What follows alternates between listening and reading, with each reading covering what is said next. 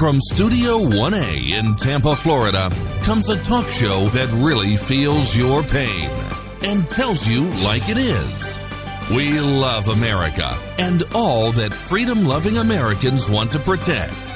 Live from coast to coast and on your radio, it's For the People with Keith Allen. We'll help you survive this thing called life. We're for the people.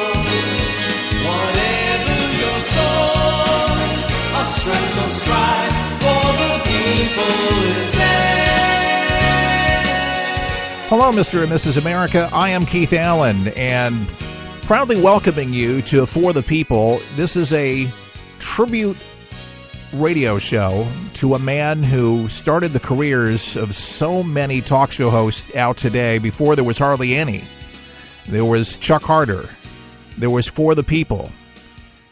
And Chuck's show helped millions of people. He started out as a consumer advocate on 970 WFLA. A lot of people don't know that. Of course, he was a DJ in Elgin, Illinois back in the 50s and 60s.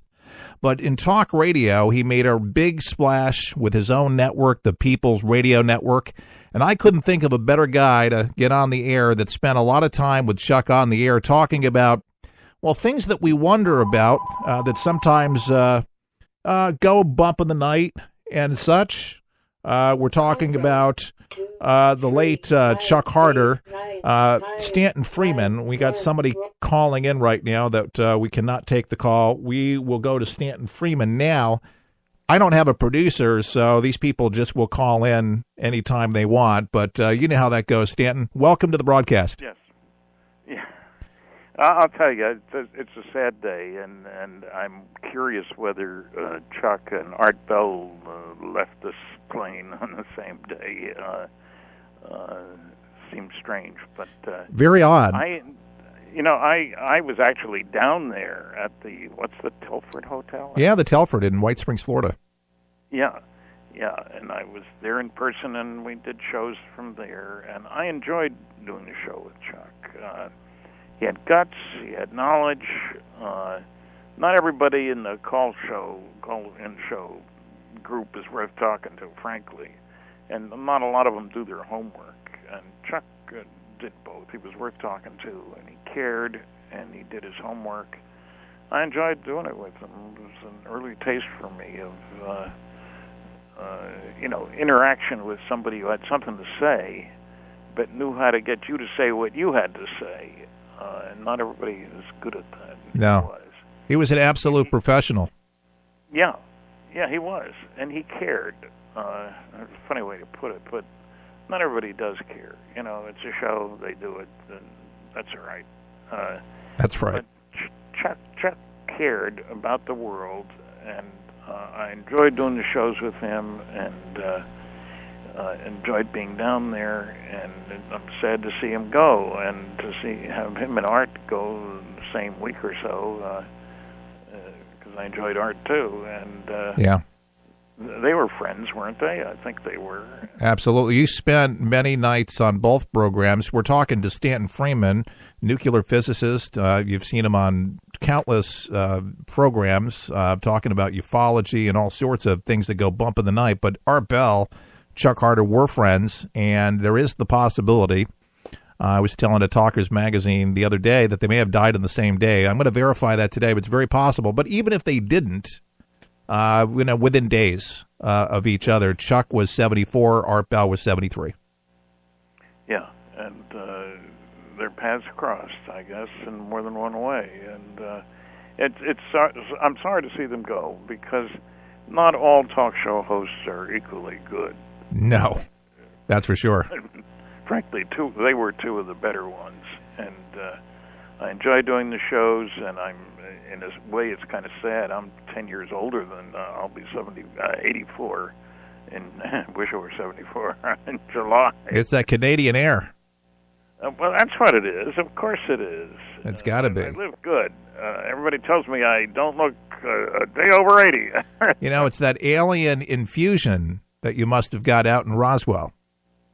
Well, Roswell has certainly been part of my history, and an important part. And I will be going out there probably maybe for the last time because I'm retiring. I've told people. Is that could you really do that this time around?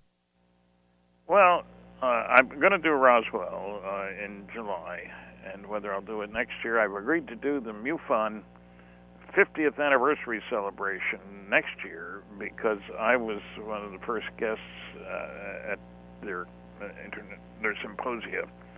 And I spoke at the first one, and I don't think there's anybody else around who spoke then and is still available now. No, but you know your stuff, and you got what is the latest book that you just, I think, released, more or less? We had you on not too long ago. What's that book we can get? Fact, Fiction, and Flying Saucers with Kathleen Marden, Betty Hillsney's. Can I just ask you directly, since the passing now of Chuck? Chuck tells me he wasn't a majorly religious kind of guy, and we did have discussions, but he said, well, let me put it this way. He says, what I believe, he says, we're all energy. And he says, I believe that energy goes back to where it came from. Do you think that there's a meeting place on the other side?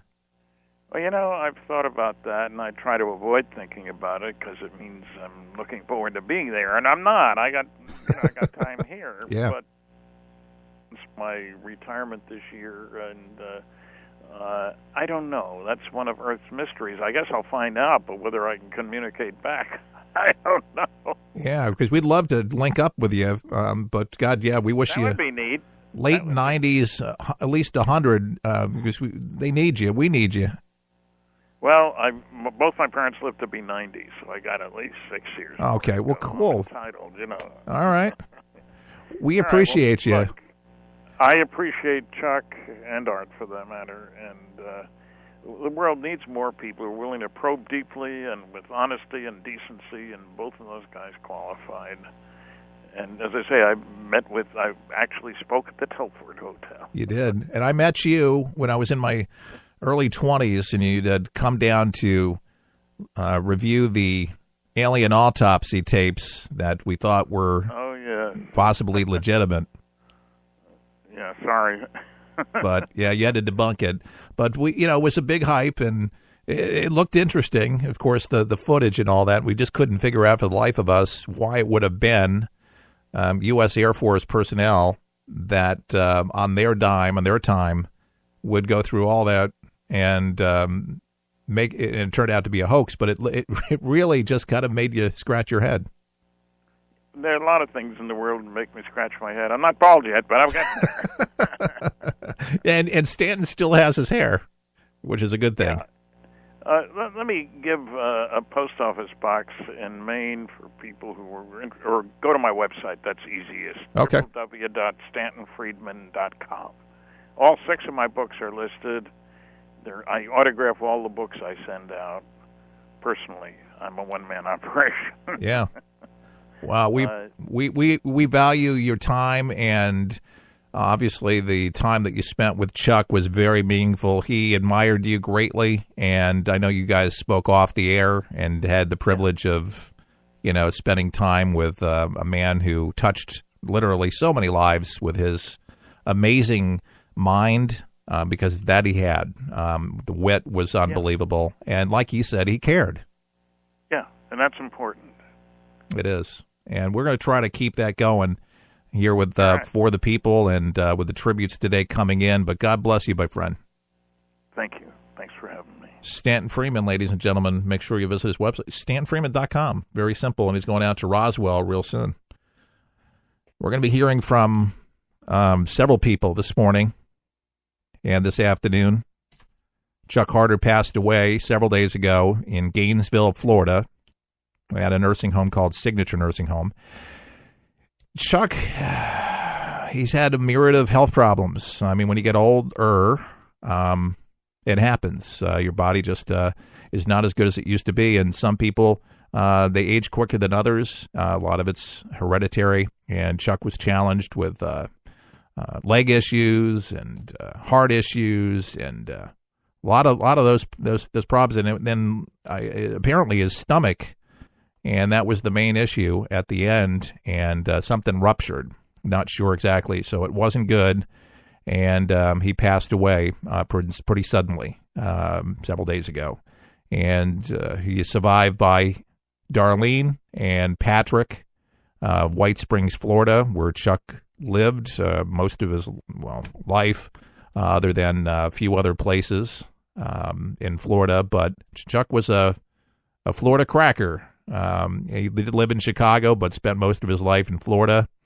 And I got to know him through the years working with Chuck, and so was a lot of other people. One guy who hosted with Chuck for many, many years, his name was Phil Paleologos, and he's still broadcasting in Massachusetts, so we're going to give him a call. I know that he's not doing his morning show right now, so we're going to see if he's available to actually come on and talk to us about Chuck. But I used to listen to Phil and Chuck for years, and he knew Chuck very, very well. I mean, they would talk off the air before they went on the air to kind of talk about some of the news items that they're going to talk about with the day. But Phil carried the show for many, many years. And this is just a tough day for many of us that love Chuck, knew Chuck. And I believe we have Phil on the line. Is this Phil Paleologos? It certainly is.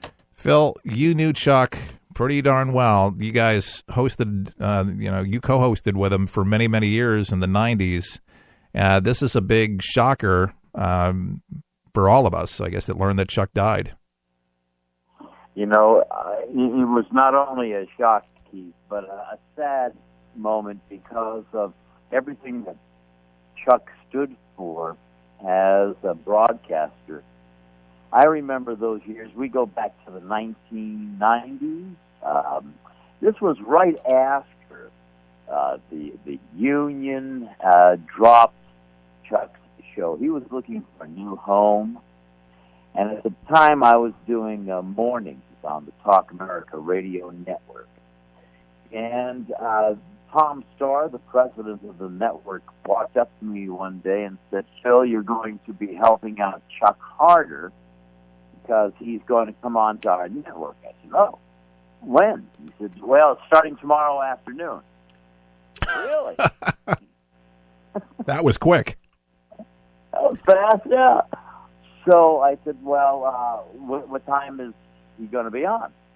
I forgot if it was like 1 to 4 or 5 in the afternoon, something like that, whatever it was. I said, "Well, you can't do that. We have so-and-so, both rights." Somebody else was on the, Hugh Hewitt, I think, was with us at the time. He says, "No, we're going to start up Talk America Radio 2. I said, "Really?" So that network, Keith, really started a brand new sister network because of Chuck Harder. Yeah, he was a big draw. He was a big draw for sure.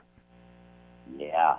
Oh, absolutely. Not only a big draw, but he also, was a galvanizing lightning rod because, his philosophy crossed a lot of people. And I remember that he joined up with us. And by the way, my job, Keith, was to help him for a couple of days. I want you to keep those thoughts. Just hold his hand. A couple of days. Just to kind of get his toes warmed up in the water so he could do the show. Right? Yeah, with formatics with the network. Yeah, the time, the breaks, just all that stuff. Yeah. Right. So those couple of days turned into years. Literally, it really did. And we wondered. We said, where did this go? Because we knew Pat Choate, and then and he was hosting, and then you came along after Pat, and because Pat got busy, and that's about after he ran for vice president.